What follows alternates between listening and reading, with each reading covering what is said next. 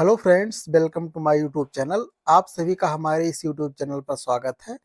Pharmacist series के इस lecture में आज हम बात करेंगे ह्यूमन एनाटॉमी एंड फिजियोलॉजी के चैप्टर नंबर 4 डाइजेस्टिव सिस्टम के बारे में।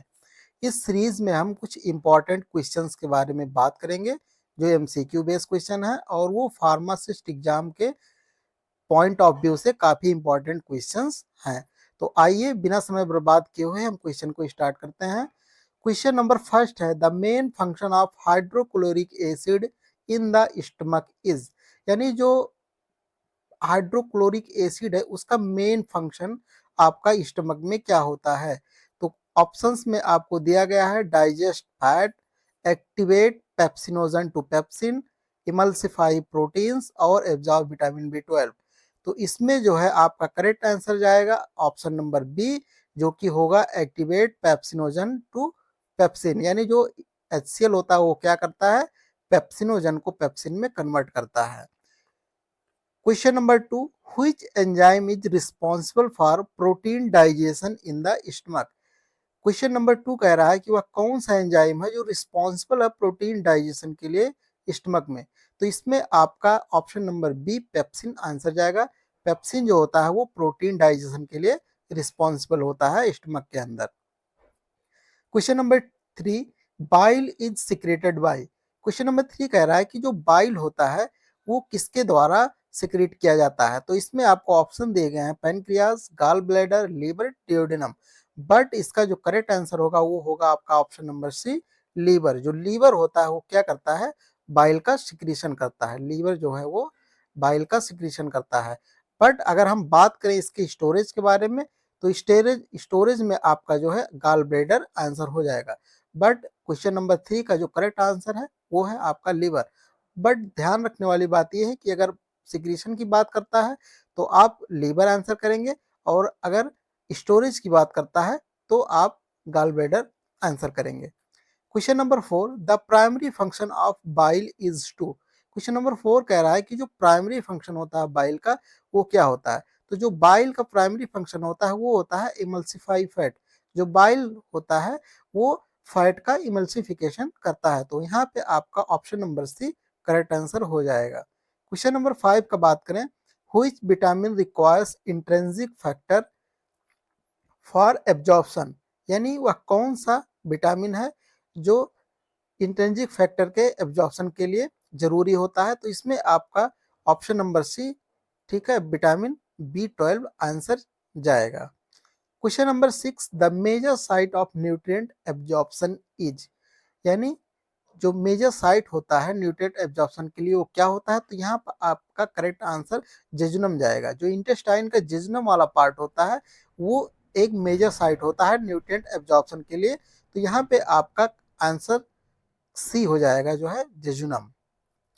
Question 7, which enzyme converts starch into maltose, यानी वह कौन सा एंजाइम है जो स्टार्च को माल्टोज में कन्वर्ट करता है। तो यहाँ पे आपका करेक्ट आंसर हो जाएगा एमाइलेज। एमाइलेज जो होता है, ठीक है, वो आपका स्टार्च को माल्टोज में कन्वर्ट करता है। तो ऑप्शन नंबर सी आपका यहाँ पे करेक्ट आंसर हो जाएगा।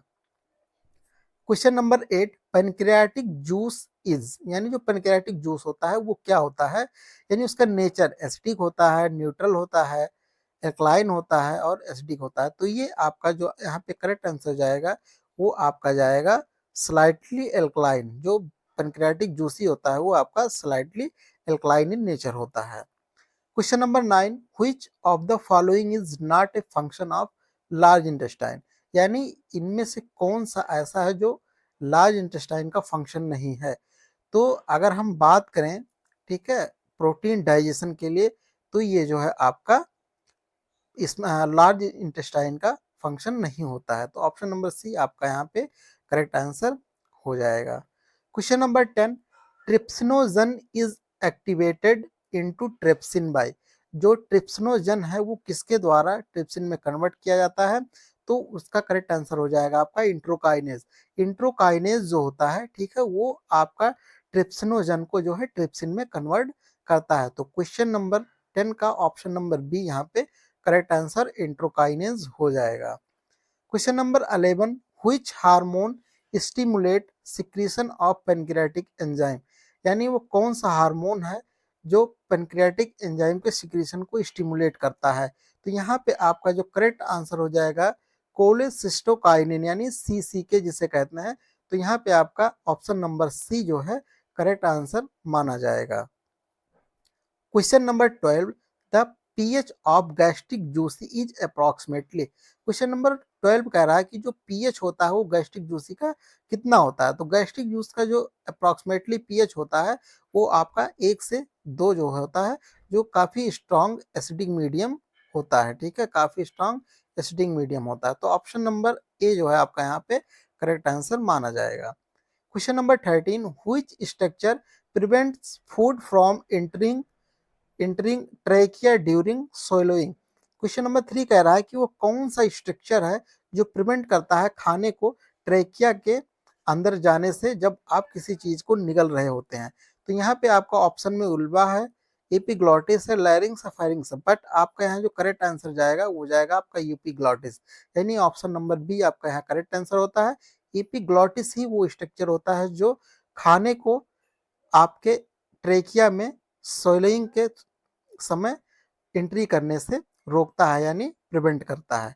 तो ऑप्शन नंबर बी आपका यहाँ पे करेक्ट आंसर माना जाएगा। Question number 14, lactase deficiency leads to intolerance of, यानी जो लैक्टोज की डिफिशिएंसी सॉरी लैक्टेज की जो डिफिशिएंसी होती है वो किसके द्वारा होती है। तो यहाँ पे आपका जो करेक्ट आंसर हो जाएगा वो हो जाएगा लैक्टोज। जो लैक्टोज होता है वही जो है लैक्टेज डिफिशिएंसी का कारण बनता है। तो यहाँ पे ऑप्शन नंबर सी जो है आपका करेक्ट आंसर माना जाएगा।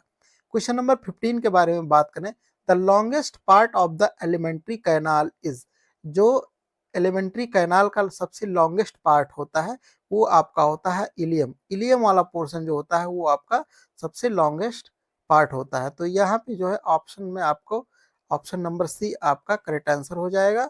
ठीक है, तो उम्मीद करते हैं कि ये लेक्चर आपको पसंद आ रहा होगा, ये सीरीज आपको अच्छी लग रही होगी।